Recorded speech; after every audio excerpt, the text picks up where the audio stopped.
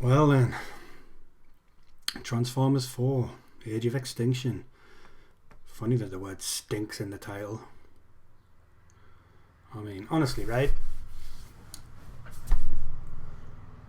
I've always been a bit of an apologist for Michael Bay, and I've definitely been a big apologist for the Transformers series.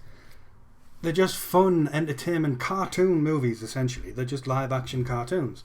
So when people start ragging on it for stupid, when people start ragging on it for tiny little insignificant things, I just think you're missing the point. Unfortunately, I get where they're coming from. Because this abomination it's just made me so fucking angry, so upset, so disappointed.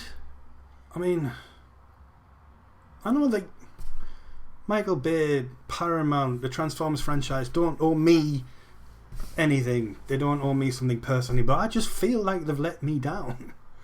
I don't know if that makes any kind of sense, but I just feel like someone's just took the piss a bit too much here. And that someone's obviously Michael Bay. You've got all of the standard Michael Bay tropes in here. You've got the cameras that are obviously too heavy to lift, so he just lies them on the ground and points them up at people.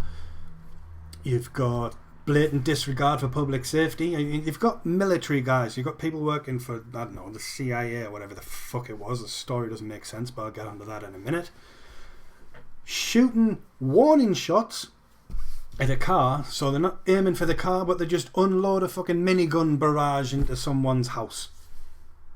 Is that normal behaviour, Michael? Is that what you deem satisfactory? I mean, you got enough shit from Bad Boys 2 when you had the cars driving down the favelas or whatever the hell it was, and you managed to wash over that with them being drug dealers' houses. Still people. There was still like washing on the lines and things, but I'll let you off because right, Bad Boys 2 was entertaining. You've got Autobots sliding down the side of buildings, grabbing the claws in. There's bound to be human casualties in that. There's just no, like, just a throwaway line of dialogue like you did for Bad Boys 2. Just something, just make us think that those buildings are empty. Let us think that you care about the human race. So just a little bit. That's all I want. That's all I want. What else do we have? Racism. Oh, fuck me. Just, it's not like offensive racism, if that makes sense. It's just ignorance. It's like stereotypical ignorance.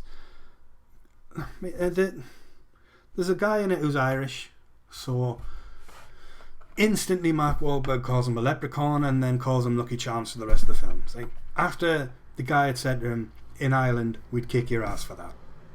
So he's obviously recognised that it's offensive, but we'll just keep fucking saying it, because who cares? It's a Transformers film. No one's looking at anything like that in it. You call it China, instantly somebody mentions fortune cookies. It's like, fuck me. Just think. Crying out loud. Anyway, the actual film. Let's see what's going on here. If we look from the market, and we've got the Dinobots in this, but we don't got the Dinobots in this. They're in it for about 5 minutes, and they don't even make sense. There's the film opens with the extinction of the dinosaurs 65 million years ago. In true Michael Bay fashion, he rewrites history. It was actually the Transformers that did that. Fair enough. I can live with that. It serves the purpose of the film. It makes sense in that world. And then it cuts to modern day after the Battle of Chicago from the third film, where now humans have decided we just no longer want Autobots around. They're too dangerous, blah de blah. So they've come up with a way of getting rid of the Autobots and the Decepticons by aligning with another Transformer who has no allegiance to either side. I mean, if you don't like alien robots, then don't align yourselves with alien robots. That just doesn't make any sense. But Lockdown, the aforementioned Transformer, is pretty badass. In fact, he was probably the best thing in the film, to be fair. But that's not really saying much. So we have Lockdown, who's just out basically hunting Transformers for the government. What else do we have? We have Mark Wahlberg. He's there. He's our eyes, essentially, but you know, we're supposed to care about this character. Couldn't give a fuck. Couldn't give a shit if he died. All he does is spend the entire film mollycoddling his daughter, who, by the way, is fucking superbly fit, but a terrible actress. So he basically mollycoddles her. I don't want you to make my mistakes. I don't want you to have my life. Blah, blah. Fucking cliched aplenty. They somehow meet up with... Yeah, that's a good point, actually. They somehow meet up with her boyfriend, who just happens to be there at this exact opportune moment. Fucking shit. He's the most one-dimensional character I've ever seen in my life. He's basically just there to argue with Mark Wahlberg. That's it. That's all he does. It's just, I'm going to date your daughter. You're not dating my daughter. I'm going to date your daughter. We are both hotheads. Look at us. Or we will so become best friends by the end. I can see that. It's just nothing new. It's crap. Makes me sad. So that's honestly, that's it. You've got fucking government people. You've got Stanley Tucci. I forgot about Stanley Tucci. Phenomenal actor, reduced to being pretty much a walking punchline. He's the head of a company who are trying to make Transformers. He's unlocked the key to how these Transformers work. And basically that key to how Transformers work lies in some pretty old school CGI. I mean, you've got the Transformers that look phenomenal. They look fantastic on screen. Always do, they always have.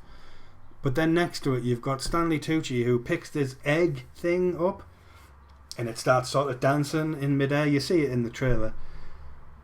And I think, I don't know, it's just like he's using the power of his mind or whatever, and it turns into whatever he thinks. But I swear to God, I can't draw for shit, but I could have drawn a flick book and just done that. Just flick book. It would have looked more realistic than whatever the fuck was going on there. I mean, it was terrible. And that wasn't even the worst of it. You've got another bit where, I'm not going to say who, but somebody gets thrown out of a building and you watch them fall to their death. And it was Jeremy Johns that said in his review that it reminded him of when Dick Jones gets thrown out of a building in RoboCop, like the 80s RoboCop. And he's not wrong. I mean, I've seen some bad CGI in my time and some bad green screen work. But in a film of this stature, with this budget, there's no excuse for it. There's none. I mean, and there's another bit where we've got our three, well, I suppose, protagonists, but I couldn't give a shit if they lived or died, walking across these cables from a spaceship and a building, and you know that you can just tell it's on a green screen on a soundstage somewhere. There was just no believability whatsoever. I just can't understand how you can have those polar opposites, how you can have such fantastic looking creations as the Transformers next to some bullshit green screen shitty fucking floating CGI shit that looks like something off a PlayStation 2. It makes me mad, makes me angry.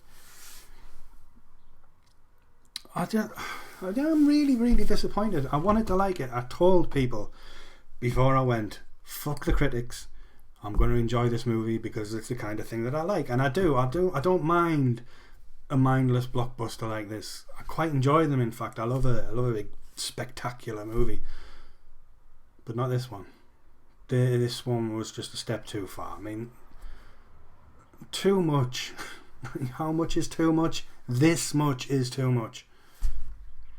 I never want to see it again, but at the same time I know that I'm going to buy it on Blu-ray because I'm a fucking idiot. Purely because I have the other three on Blu-ray, I'm going to have this one on Blu-ray. And even worse than that, I'm going to pay to see the next one as well. The annoying thing is, the last line sets up the next film, and it really makes you want to see it. But you know you're just going to get the same shit again. And with every Transformers film, they kind of let Michael Bay off the reins a little bit more and a little bit more. So by the next one, no one's going to be there to tell him what to do, and it's just going to be a fucking mess. Someone needs to reel him back in. Someone at Paramount, just sit him down, have a word. Play the first Transformers movie, play the first Bad Boys, play The Rock. Just say, look, this is what you can do. This is when you're being good. Armageddon even. Then show him Transformers 2, and then this thing, and just say, no more of that, please. No more. We don't want it. Fuck me. I mean, I could go into very many spoilery details about what makes this such a mess, but I kind of want you to see for yourself. I don't know if that makes me a bad person, making you want to watch this, but sometimes you've just got to look at a car crash. You just do. And that's what this film is. I mean, I can't give it more than 5 out of 10. And it's only getting 5 because when the effects look good, they look really good. And Lockdown was a badass. And I like the Transformers. Nothing else deserves a mark. None of the acting, the fucking script. Jesus. I mean, it's like Aaron Kruger, who wrote it, just sat down with a big block of cliches and just ticked them all off. I'll have that one, I'll have that one, I'll have that one. And then Michael Bay went, oh, but why we have that cliche? Can we have something blowing up in the background that just looks like fireworks?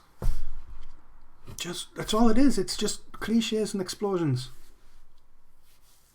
I just don't have time for that anymore. I don't know if I'm growing old. I don't know.